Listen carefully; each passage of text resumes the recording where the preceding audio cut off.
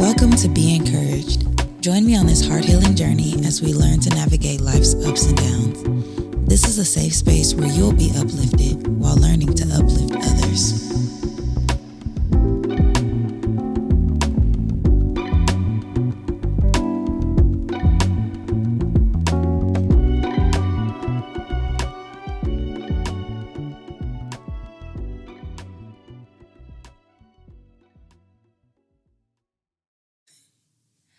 Hi, you guys. My name is Arianna. I go by Ari for those that don't know me. And for those that do, hey, this is new territory for me. I'm scared. I'm excited. I'm a lot of things at once. But most of all, I feel blessed to be in this space. I'm more than grateful to even be chosen to do this. And though I am full of fear because this is, of course, something brand new for me, I don't know. I'm really excited. I'm really excited because I already do this for those that are in my life on a daily. Like, y'all know I'm good for a sermon. I'm good for a sermon every time somebody asks me for advice. So it's nice to be able to reach people who are not around me or who do not have the pleasure to be in a space with me, to be encouraged. So we're just going to jump right into it because I feel that going into this, I was super scared, super nervous, and I almost backed out. I did. I almost backed out, but God really told me, this is what I need you to do. And I was like, do you though? And it got so overwhelming. So I was like, okay, you just gotta go in. And so I went through a lot of days where I was just like trying to figure out why didn't I want to do this? Why was I so against what God was asking me to do? And then it really just dawned on me, I might be the problem. I might be the problem. And I know that sounds crazy and a lot of us don't want to admit that we're the problem, but nonetheless, sometimes you are. But today, we are going to talk about how you can work through being the problem. How can you identify that you're the problem? And what can you do to no longer be the problem? And I think, for starters, you have to know your why. You have to know what makes you the problem. And this problem could be ranging from things like, in my situation, being scared. What makes me so scared to not share the things I already know with people? I talk to people every single day. At work, at home, like I talk to people all the time. But what makes me so scared to be in this space, right? So I had to figure out my why. And you have to really dig deep into yourself and ask yourself, what makes me this way? What experiences, what traumas, what even sometimes self-inflicted, things have I experienced to make me this way? And it's a very scary place to be completely honest, because if you're doing it correctly, one, you're being open with yourself as well as honest. And honesty does not feel good. No one wants to sit and say, girl, you're this and you're not this and you're this. Nobody wants to do that. But I believe that it is truly necessary really to get to the bottom of what's causing, your insecurities, your behaviors, all of those things. So really getting to know your why and then identifying those whys. Because you can say, oh, I'm an angry person. I get mad easily, But why do you get mad easily? What areas of your life are so triggering that cause you to get mad? What happened to you to where you feel that anger is the first, emotion you want to feel, right? So you dig deep and you tell yourself, okay, I'm not beating myself up. I'm not being mean to myself, but I'm pulling out all those things, pulling out everything that I want to hide, the things that I don't want people to know about me. You're pulling those things out and you're not necessarily showing them to the world, but you're showing them to yourself, because a lot of times we hide so much from ourselves, which is crazy because you can't hide really anything from yourself. So we bury it down so deep that we tend to forget. And so in that in that moment, you have to just dig inside yourself, pull those things out, pull out, those past traumas, pull out those people that may have hurt you, pull out even those bad decisions that you made that pushed you, to where you are. And so in that space, like I said, it can get scary, but you have to just remind yourself why you're doing it. You have to remind yourself that this is coming from a place of healing and not from a place of hurt. Now, once you have gotten all these things out and you have laid them on the table and you say, hey, here's what I got. What do you do with it, right? You have all this trauma, all these experiences, everything that you've tried to bury is now in your face. It's there. And you're going to be sad. You could even be depressed. But you have to remember to remind yourself that you are healing. They're not growing pains for a reason. It don't feel good. Growth does not feel good in any way, shape, or form, because a lot of times you have to dig up those old habits, dig up those old decisions that you made, and they may not make you feel good about yourself, but you have to understand that these are necessary. So once you have those things out and you say, hey, this is what I got. What are we about to do with it? At that point, you start to strategize. You say, okay, how can I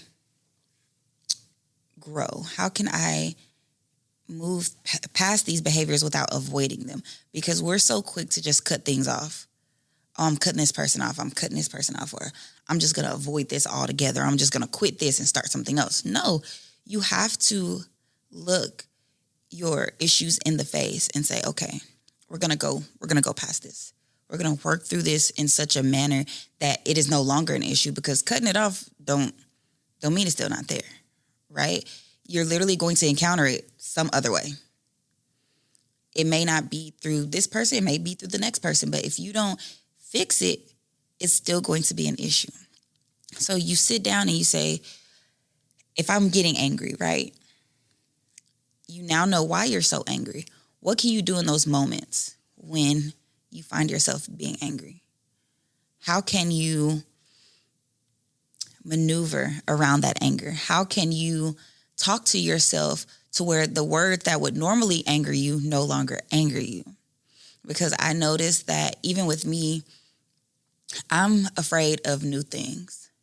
And my fear is a huge issue. And it's probably caused way more issues in my life than it should. But I realize I'm so scared because I'm trying to be perfect. I'm pushing perfection. I'm like, I have to do this right. I have to do this right. So when I go into something and I fail, I then become scared and I don't want to try anything new because I'm like, I'm not going to be able to do it right. When in reality, that's not how it works. Okay. So if you're a perfectionist like me, it ain't going to work.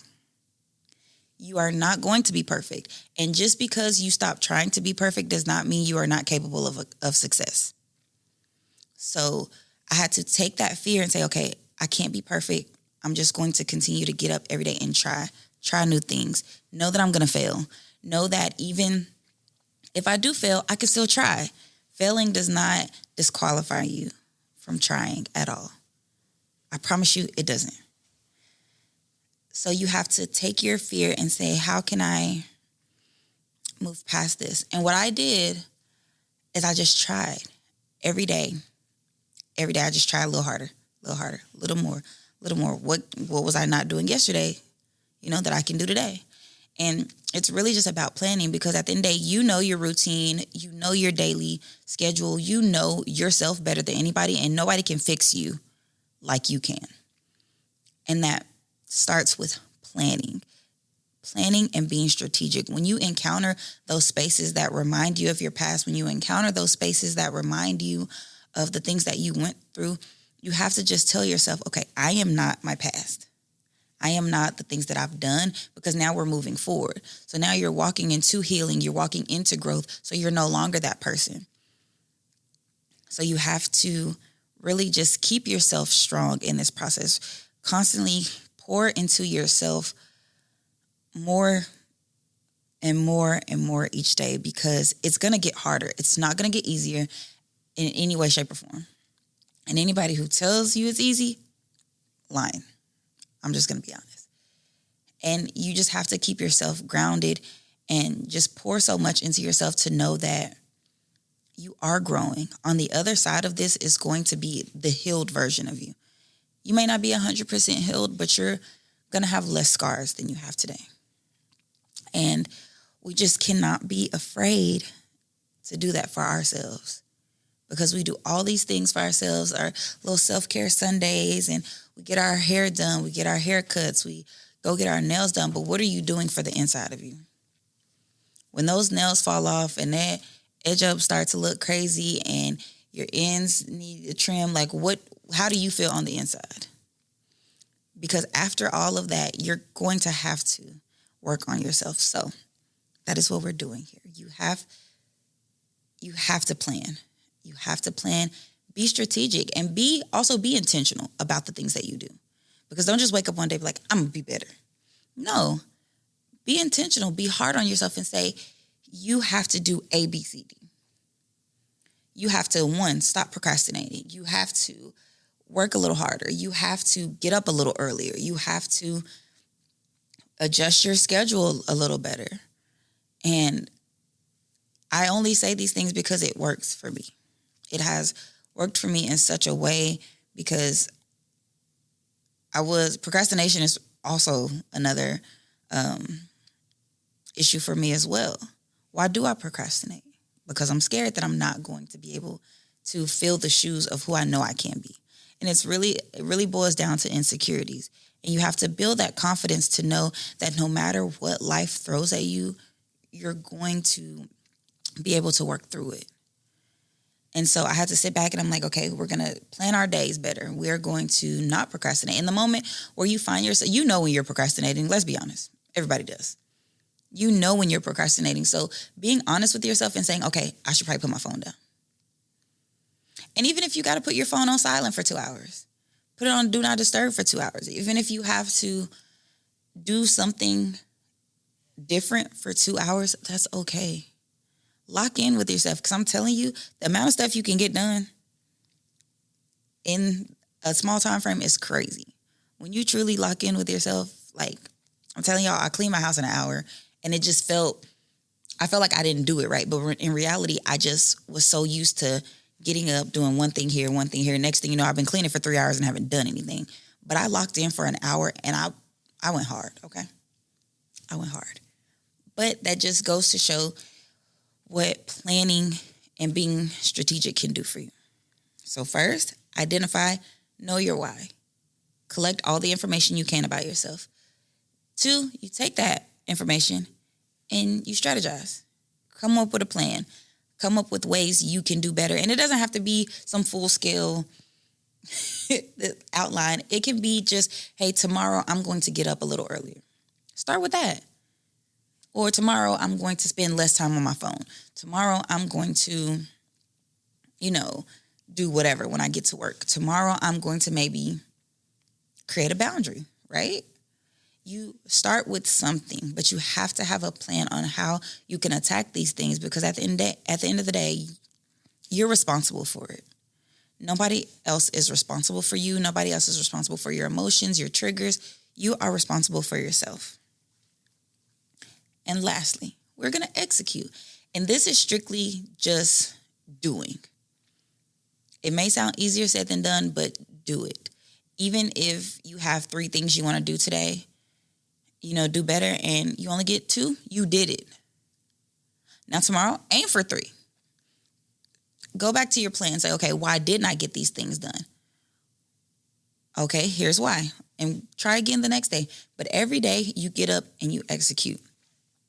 Also, in the midst of this, create healthy boundaries, right? Because a lot of times our friends and our family may not receive, our healing journey well. And I say that from experience as well. I was in a situation where I kind of isolated myself because I realized I had too many distractions. I had too many people talking to me, reminding me of the things that I had done in the past, and it was hindering my healing journey. So I sat in a place and I cried and I grieved for months. I was just sad and crying, and I did not understand why. But when you start to heal, and you start to just shed that old weight. You start to break free from those insecurities that were holding you down. It is a grieving process because you are now dying. The old you is dying. And you're now coming into this new person. And it is scary territory. It is scary to be in an unfamiliar place because a lot of us, our judgment and our vision is clouded by unhealed trauma. And it don't even have to be unhealed trauma. It could be mistakes. It could be whatever, but our vision is clouded. And once we become healed and our eyes start to open and we start to see things for what they really are, it is scary. However, it's refreshing because now you're in a space where you can see things, you can identify things.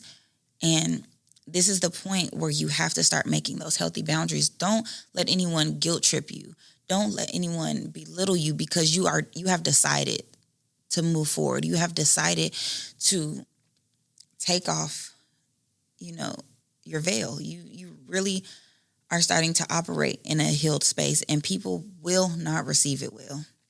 They're going to say you're funny acting. They're going to say, oh, you don't talk to us no more and you don't do this. No, sometimes it requires isolation. And, off the bat, our first response is to go off.